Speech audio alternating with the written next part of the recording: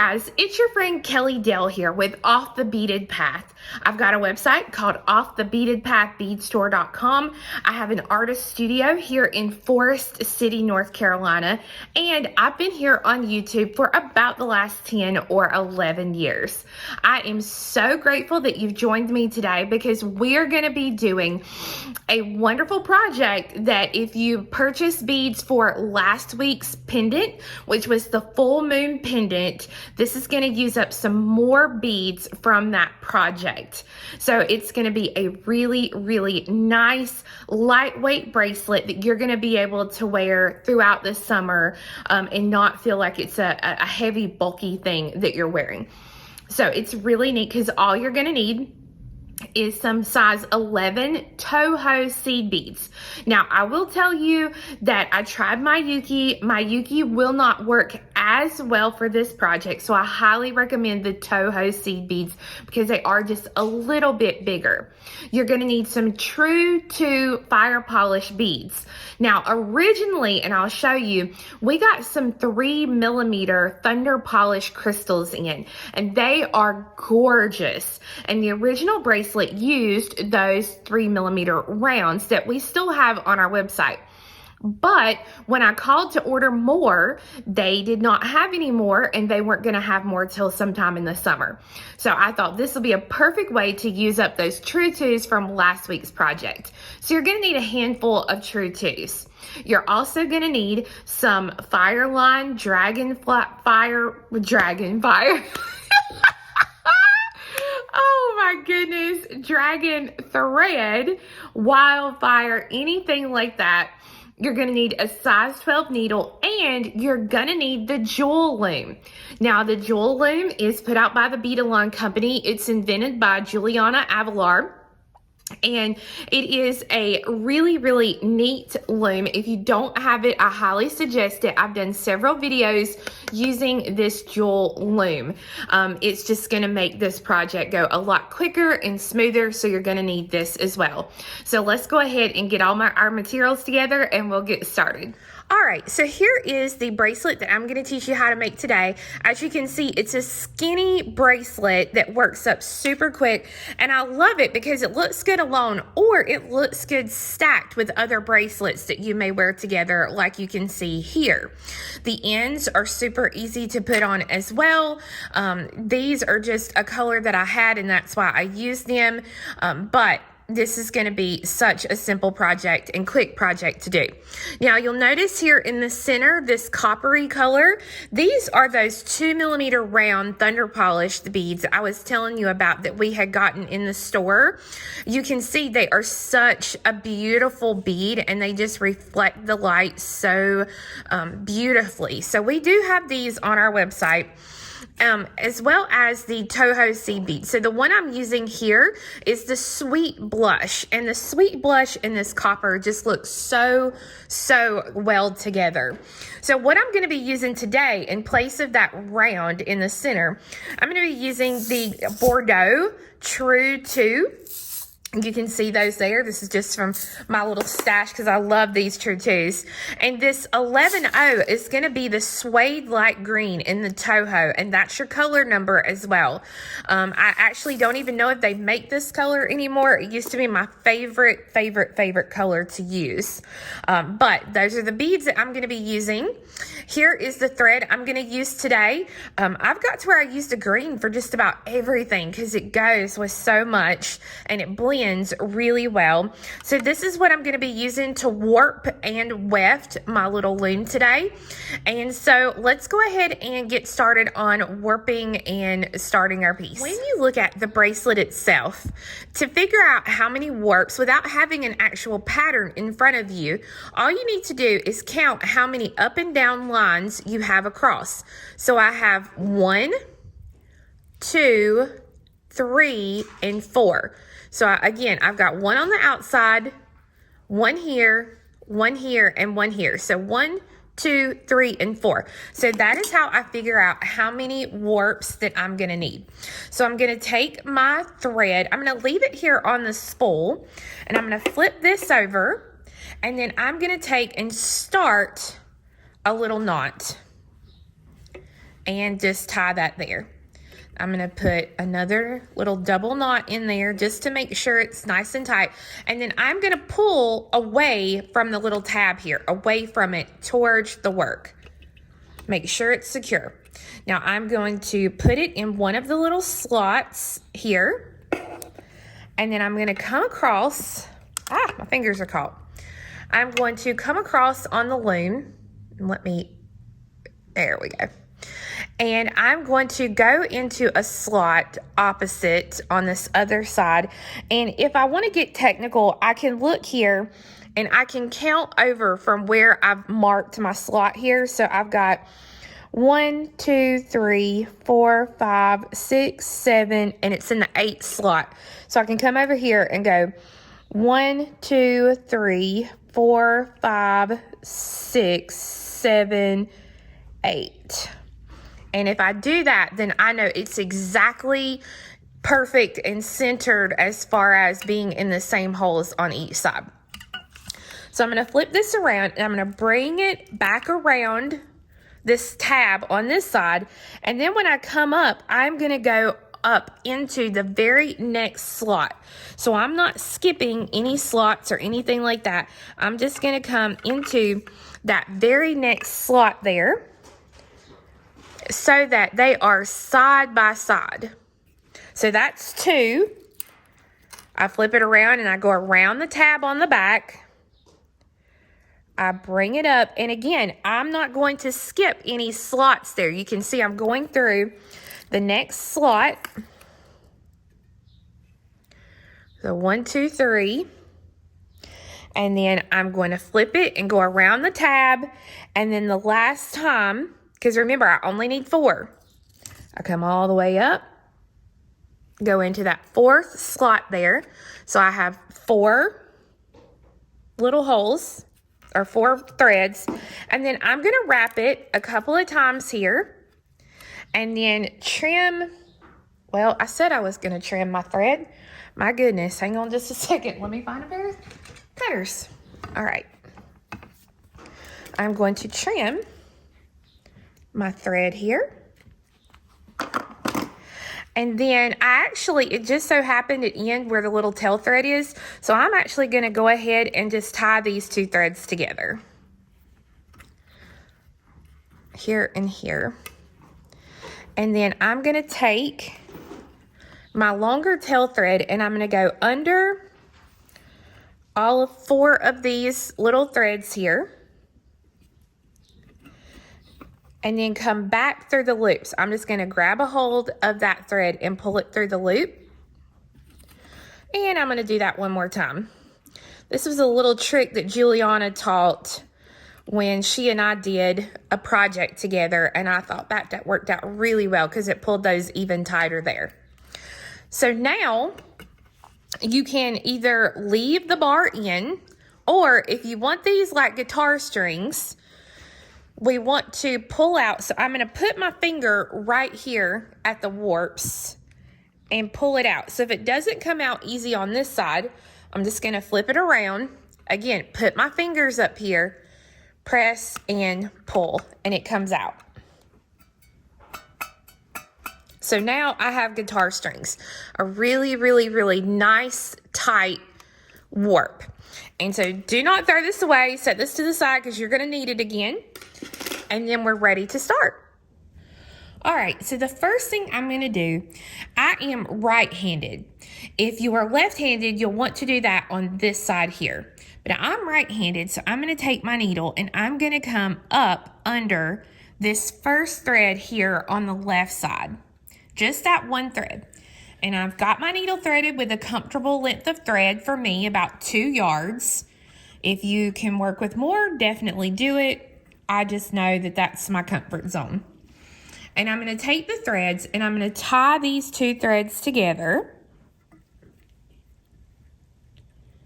Just like this. And I'm going to do it one more time. There we go. And then this thread will just kind of stay here for now. And then I'm going to take the needle that I'm working with. If you want to also, if this gets in your way, you can take a little bit of painter's tape, or I have some little washi tape here that I can take and just kind of flip it over and tape it and get it out of the way, so I don't have to worry about it. Doesn't matter, whatever you want to do. But I have it here, and now I'm going to take the needle and I'm going to come, because I have my beads over here, I'm just going to go ahead and take the needle and come under here, and I'm going to thread on an 11, a Tru2, and an 11. So again, I've got an 11, a Tru2, and an 11. I'm going to bring this down.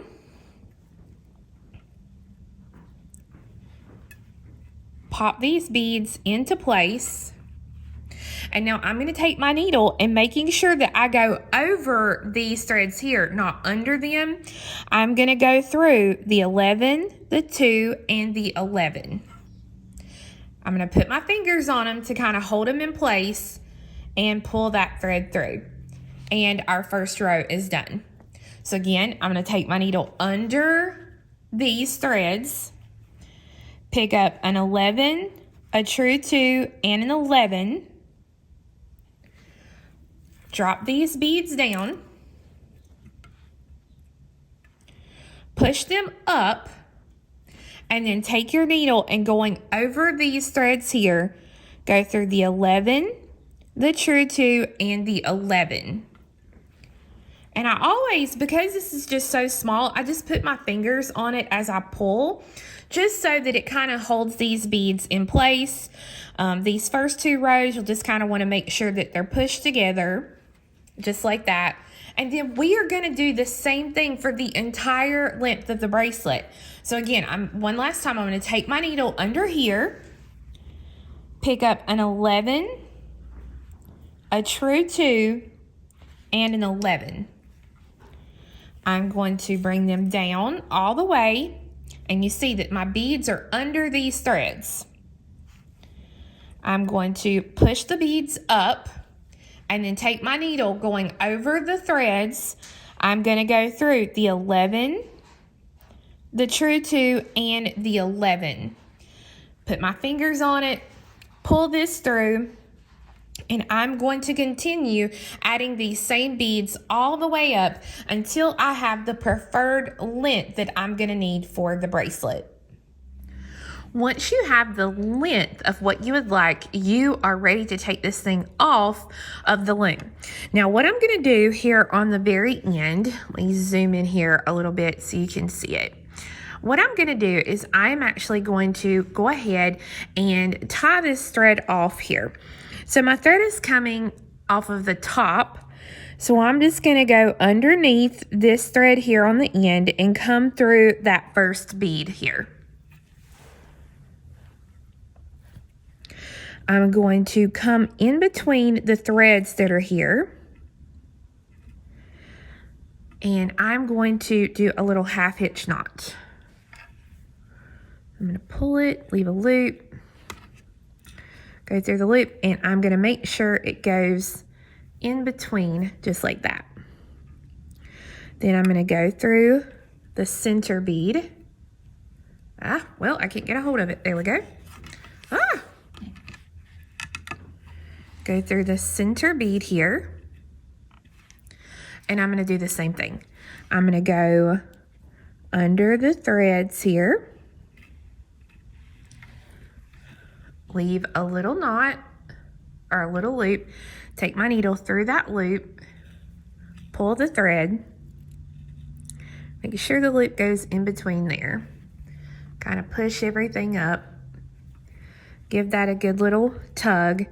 And then I'm going to go through the last bead here.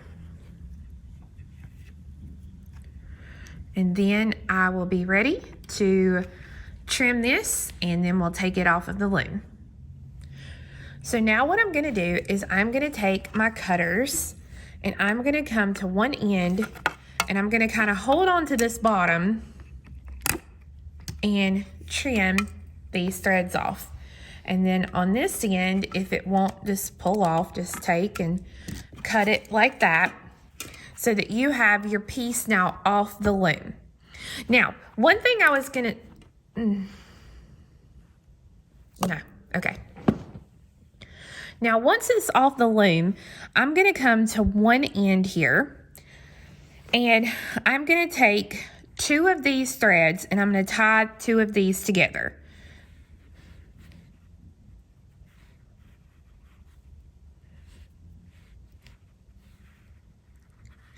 Okay, and I'm going to set those to the side, and then I'm going to take the other 2 threads that I have here, and I'm going to tie these 2 threads together.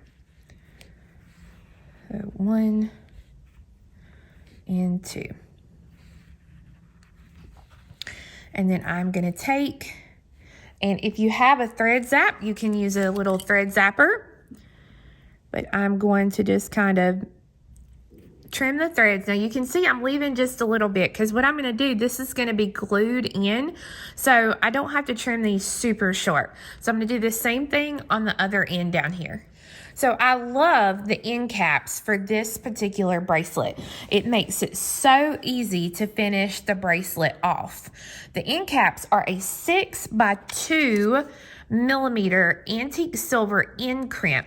These are by TierraCast. They come in a 2-pack. This is the antique silver, and then you'll see the gold here. Now I use the E6000 glue to actually glue the ends on. You can see here, this is what it looks like on the inside, and then it has this little loop here where you can use a jump ring or a split ring to attach whatever kind of clasp you want to add to it. So you are supposed to crimp these, and you can definitely do that. I like to give an extra little bit of help, and I go ahead and I use my E6000 glue for this. So all I'm going to do is I'm going to take a little piece of this paper here, and I'm going to get some of my glue onto this little piece of paper, and then I'm going to kind of work it down into the piece. Just like that. And now once I have that, then the ends fit in perfectly. So I'm going to make sure everything's good to go here. And I'm just going to push this little last row of beads in. Just like that. And make sure everything looks good and that you're good to go. Let me put my cap back on here so I don't mess this up. And now, once you get it pushed in there, kind of get it worked in and pushed in there, you can take a pair of flat nose pliers. I like to use, if I can find them, I like to use my bent nose pliers like this, and you can take it, make sure it's all straight in there and good to go. There we go. I felt it push in there that time. And you can grab a hold of this, and you can barely, gently press this. Okay, you don't want to press it hard because you will bust beads. Just very gently press it, and you can flip it over and press it like that. But this is the glue, along with pressing it, is going to give it just a little bit of extra help, so that way we don't have to worry about our ends ever pulling off as we wear them. So again, on this end over here, I'm going to take and I'm going to cut off, or just tear off, another little piece of my paper. I'm going to get some glue in here. Put my cap back on. Get the end, and I take and I just kind of push it down in there. And then I use another end to scrape off any that didn't get in there good. Just like that. And then I'm going to take this end, and again, I'm just going to take it, slide it in just like that, and then grab a hold and gently press the sides. Just like that. And then you just wait for it to dry, and then we'll use a jump ring or a split ring to attach our clasp. So since this bracelet already has the ends completely dry, I'm going to go ahead and put my little clasp on it. So I'm going to use jump rings just because the end of the TierraCast with the pewter is pretty thick here to try and get a split ring on without actually messing up the split ring. So I'm just going to use, this is a 6mm 18 gauge jump ring, so it's a thicker ring. And I'm going to thread it on the end here and then put the first part of my clasp. And then I will close the ring. There we go. All right, so see, this side is on. Now this side, because, well, no, I think it is gonna work. I always grab a couple extra because sometimes some of the loops are turned opposite ways and it's a little bit harder to get them on. Now, what I would suggest is when you, not do that, obviously, but when you put the toggle bar on, double check it and make sure that you don't need to put another ring on it. Sometimes when you try to put the toggle actual bar through the loop, sometimes the piece itself will stop that bar from going easily into the loop. And I think this one is going to work out perfect.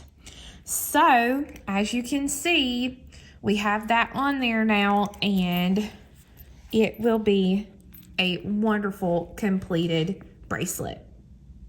So guys, I hope you enjoyed learning how to make this super easy stacker little bracelet. As you can see, it stacks really well with other pieces, or you can simply just leave it on its own just like it is. I can't wait for the ends to dry on this one so that I can put my clasp on that one and wear it this week as well.